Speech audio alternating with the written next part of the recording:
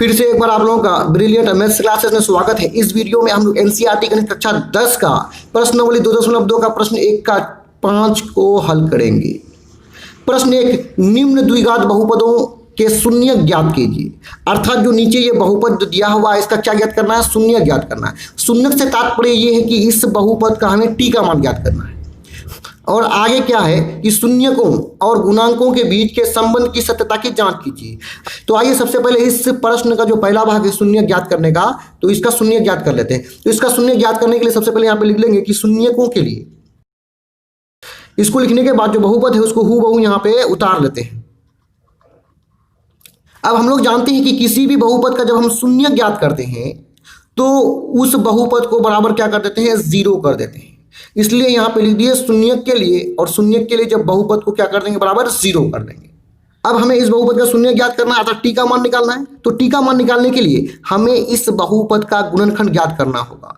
तो यहाँ पे इसका गुणनखंड ज्ञात करने के लिए एक फॉर्मूला का हम इस्तेमाल करने वाले हैं, उसको यहाँ पे देखिए। हम यहाँ पे ए स्क्वायर माइनस बी स्क्वायर का सूत्र का प्रयोग करेंगे, जो कि होता है ए प्लस बी इंटू ए माइनस बी। अर्थात जब दो संख्या रहे और दोनों पर स्क्वायर रहे तो हम इस सूत्र का प्रयोग कर सकते हैं। यदि यहाँ की बात करें तो यहाँ केवल टी पर ही स्क्वायर है, दूसरी संख्या 15 पर जो है स्क्वायर नहीं है।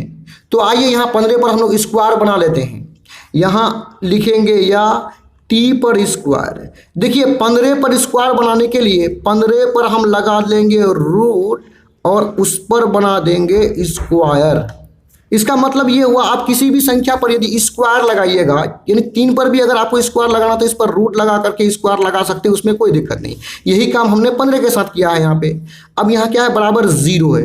अब हम देख पा रहे हैं कि दोनों संख्या पर क्या है? स्क्वायर है, तो ये सूत्र का इस्तेमाल कर सकते हैं। और बीच में यहाँ पे माइनस भी है, तो इसका सूत्र क्या होता है कि ये दोनों को, ए और बी को एक बार प्लस में लिख देंगे, एक बार माइनस में लिख देंगे। तो आइए ए प्लस बी, तो ए के जगह में टी है माइनस रूट 15 या प्लस कह सकते हैं पहला बार।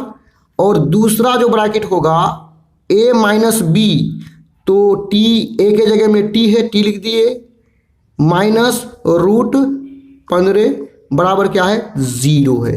अर्थात यहाँ पे हमने इस सूत्र का प्रयोग किया, एक बार प्लस में लिख दिया, एक बार माइनस में लिख दिया। अब हम देख पा रहे हैं कि ये जो दोनों ब्रैकेट है आपस में क्या है? गुणा के रूप में है। अर्थात इस बहुपद का गुणनखंड हमें 2 मिला है और दोनों गुणनफल होकर के 0 हो रहा है। तो हम क्या करेंगे? एक बार इस गुणनखंड को बराबर 0 कर देंगे और दूसरे मर्तबा में इस गुणनखंड को बराबर 0 कर देंगे। तो आइए यहीं पे कर देते हैं, जब टी प्लस रूट 15 बराबर 0 लिखेंगे या टी बराबर 0 इस पक्ष में है, लिख देंगे। जब रूट 15 को दूसरे पक्ष में लेके आएंगे तो ये प्लस आते बन जाएगा, दूसरे पक्ष में माइनस बन जाएगा। तो यहाँ हो जाएगा माइनस 15, या करेंगे टी बराबर हो जाएगा 0 से रूट 15 को घटाने पर हो जाएगा माइनस रूट 15। अब दूसरा जो है उसको भी बराबर 0 कर लेते हैं, तो टी माइनस रूट 15 बराबर 0, या टी बराबर इस पक्ष में क्या है? 0 है, रूट 15 को दूसरे पक्ष में लेके आएंगे तो माइनस का क्या हो जाएगा? प्लस हो जाएगा रूट 15, या टी बराबर 0 प्लस रूट 15 हो जाएगा रूट 15। अर्थात यहाँ पे हमें टी का 2 मान मिला है, लिख देंगे अतः टी बराबर माइनस रूट 15 और दूसरा मान क्या है? रूट 15। अर्थात एक बार प्लस में एक बार माइनस में मिला है। अब इस प्रश्न का जो दूसरा भाग है जांच करने का, आइए उसको भी हम लोग जांच यहाँ पे कर लेंगे। तो यहाँ पे लिख दिए जांच। हमें क्या जांच करना है उसको यहाँ पे हम लोग समझते हैं। हमें जांच करना है कि अल्फा प्लस बीटा बराबर माइनस बी बाई ए, और दूसरा है अल्फा इंटू बीटा बराबर सी बाई ए। यहाँ अल्फा और बीटा को शून्यक कहते हैं और बीच में योग का निशान है, तो शून्यकों का योग माइनस बी बाई ए और शून्यकों का गुणनफल सी बाई ए। ये दोनों शून्यक है। यहाँ ए बी सी क्या है? गुणांक है, और इसी के बीच इस सूत्र को कहते हैं शून्यक और गुणांकों के बीच संबंध। यदि मानों को रखने पर दोनों तरफ बराबर होगा तो ये जो संबंध है क्या है? वो सत्य हो जाएगा। तो आइए यहाँ पे हम समझेंगे कि alpha beta A B C क्या होगा। तो यहाँ जो टी का 2 मान मिला है इसी को कहते हैं हम लोग शून्य कहते हैं, अर्थात इनमें से एक मान को मान लेंगे अल्फा, दूसरे को मान लेंगे बीटा। तो यहाँ पे लिखेंगे माना कि अल्फा बराबर -√15 और बीटा बराबर √15। और अब दूसरे पक्ष में जो मान है ए बी सी क्या होगा उसको समझिए। ये टी का जो 2 मान प्राप्त किए हैं अभी हम लोग किस बहुपद का किए अभी, टी² -15 का ना किए हैं बराबर 0। देखिए यहाँ पे जो है ना, यहाँ पे इस बहुपद में हम देख रहे हैं कि टी² तो है लेकिन यहाँ पे टी वाला कोई टर्म नहीं है। यहाँ पे -15 यानी अचर पद तो है, तो टी को हम बना सकते हैं यहाँ पे इस प्रकार, देखिए इस प्रकार बना सकते हैं टी² + 0t -15 = 0। यानी यहाँ 0 × टी जो बना है तो 0 × टी क्या हो जाएगा, 0 हो जाएगा, फिर घट करके यही मान प्राप्त होगा, केवल यहाँ मेंशन किए। तो यहाँ टी² के साथ जो गुना के रूप में रहेगा उसको कहेंगे ए। तो टी² के साथ गुना में कुछ भी नहीं तो हम कितना समझते हैं, 1 समझते हैं, अर्थात ए का मान कितना 1 है। तो यहाँ पे लिख देंगे ए बराबर 1। अब दूसरा जो मान है बी का उसको भी देखते हैं। यहाँ टी के साथ जो गुना के रूप में रहेगा उसको कहते हैं बी। तो यहाँ पे b बराबर हो जाता है 0 और जो अचर पद है जिसके साथ t नहीं है उसको कहेंगे c।